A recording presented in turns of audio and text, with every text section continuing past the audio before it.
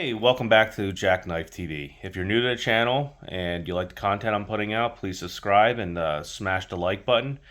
And, it really helps the algorithm out. To get into what, I don't know, I just randomly pulled my phone out for here.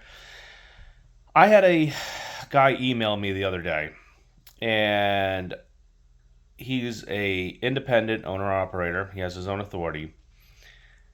And he wanted some advice. Now, I don't know if I'm exactly the one to come to on this subject because I don't have my authority anymore, and I'm pretty much a lease owner operator. I lease to a carrier that has dedicated customer. So I am basically fed my workload, and I just really have to just send the paperwork in.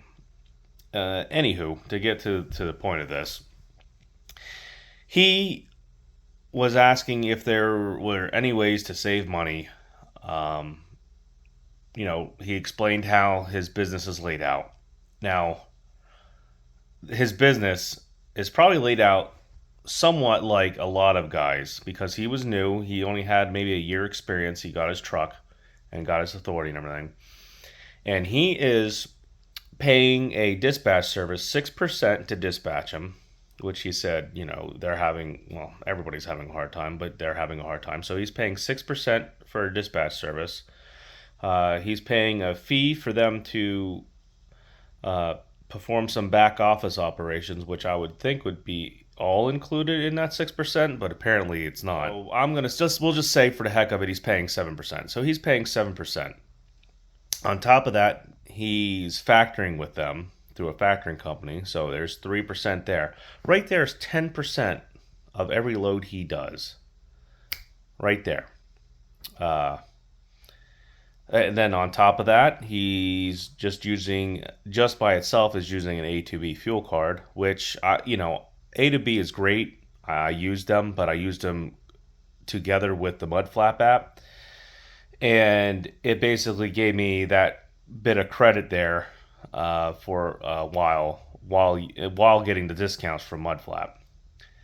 But there's better out there now. But at least in the beginning, that was the easiest thing for me to do. Yeah, so he's losing money there. He's losing money, with the truck he's driving and everything else. And it kind of occurred to me. And I didn't like want to come on here and just bash this guy, but it occurred to me that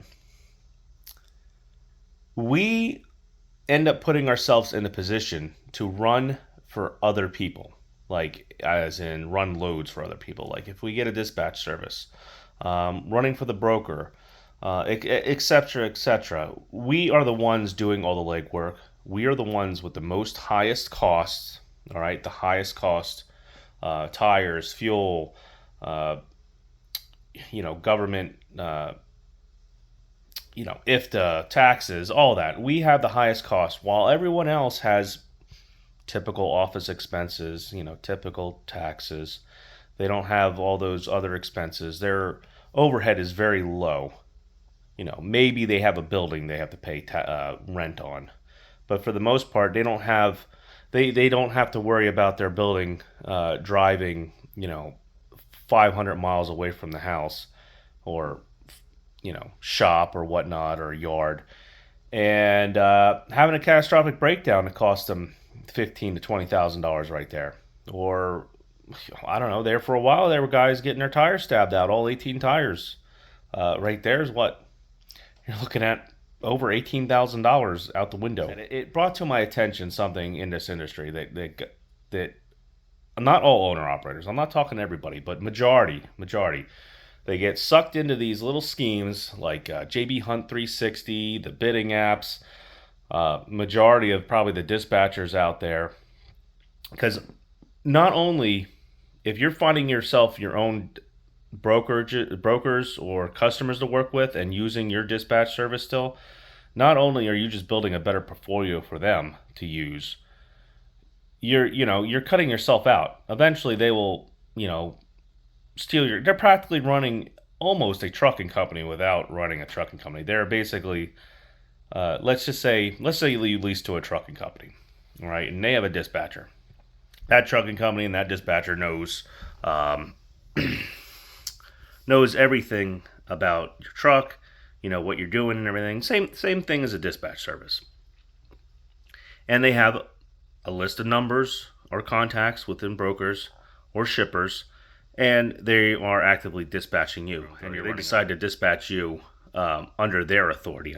I think that's what I said. But anyway, so now you have your own authority. You have your own insurance cost, etc., and you choose a dispatch service to find you loads. And maybe you didn't shop around.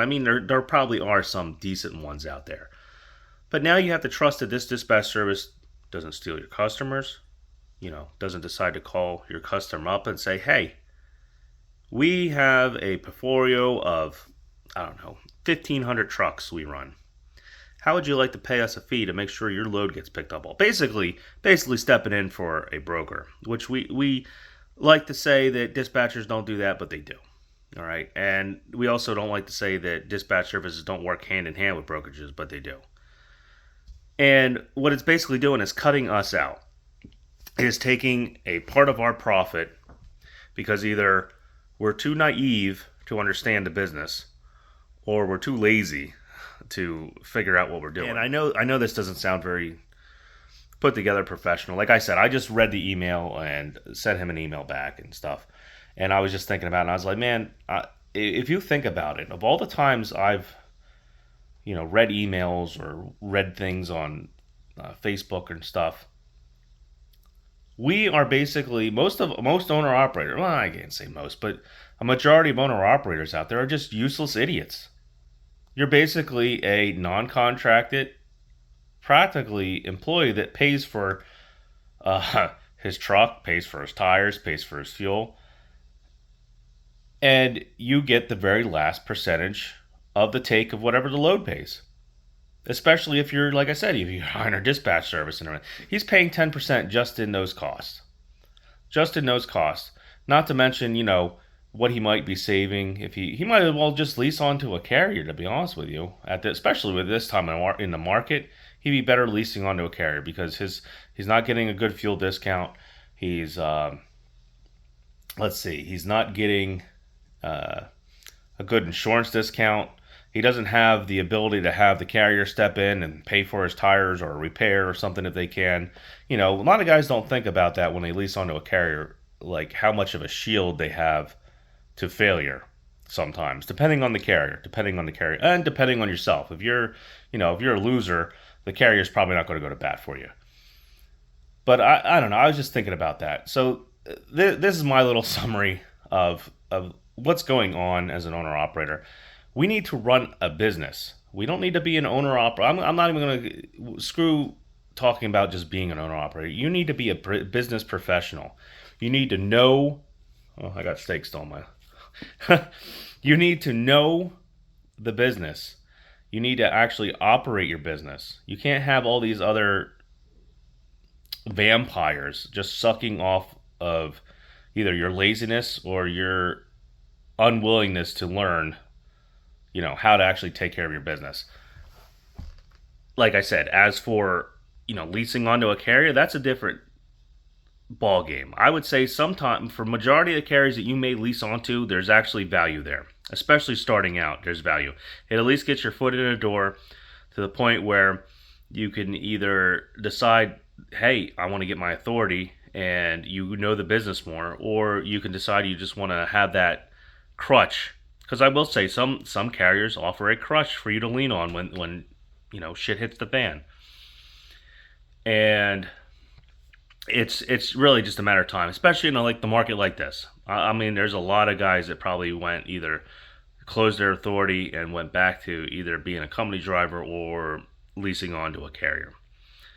I've been leased onto a carrier since the beginning of COVID because, my business pretty much went in the ground. So, take that as you will, as whether I'm a failure or not. I don't, it happens. It happens. You can't win 100% of the time, and you got to know when it's time to pull out of something before you get yourself into a bigger hole. That too, a lot of guys don't end up doing that. They just keep throwing money, charging, taking loans out.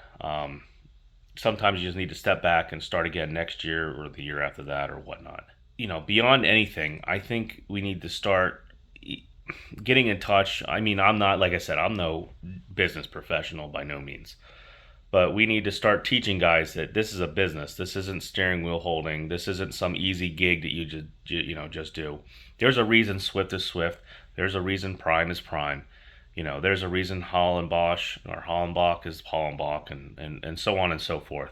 And it's not because they hired a dispatch service. They run a business. Trucking is just the venue of which they run it under. Other than that, there's a lot of more involved in, like I said, just calling up the load boards or point and clicks and doing this. And guys just continuously don't understand it. They don't want to make connections. They don't want to uh, look into the actual, read books, get on YouTube and research, how to make better connections within business, how to communicate professionally, how to write a professional email. They don't want to do that. They just want to. They're treating majority of truck drivers. Well, I should say owner operators or business fleets or whatnot. They treat this like Uber. They treat it like a gig job. So I don't know. So this is the best you're going to get out of me. I don't write scripts. I just come up with things in my head and I try to go with it. And sometimes I go off topic and back and forth. This is just something I wanted to put out there. If I offended you, I'm sorry. But it's how I feel about how trucking and the business of trucking is going, and it's not looking good because I feel that majority of us are just useless idiots making somebody else rich. So, anywho, this is Jackknife TV. If you like the content I'm putting out, even if it's sourpuss content like this and, put you down in the dumps, please subscribe, smash the like button, and, put something down in the comments, or even feel free to email me at jackknifetv.info at google.com. Yeah, I know there's a couple dots in there, but it'll be down in the description. I don't even know if I said that right. I probably did a Joe Biden moment. But anyway, thanks for watching, and stay tuned.